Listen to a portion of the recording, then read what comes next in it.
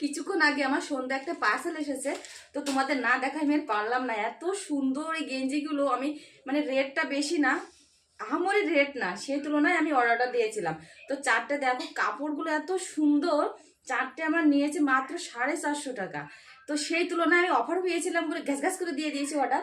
তো আমি ভাবতে পারিনি যে এত সুন্দর আসবে। আমি ভেবেছি বেশি একটা ভালো মনে আসবে না, কারণ চারটে গেঞ্জির দামই যদি 450 হয়, তাহলে সেই গেঞ্জি আর কেমন হতে পারে, ওই অনেক ফিনফিনে হবে হয়তো। যদি পছন্দ না হয় তাহলে আমি ওটা ফেরত দিয়ে দেবো।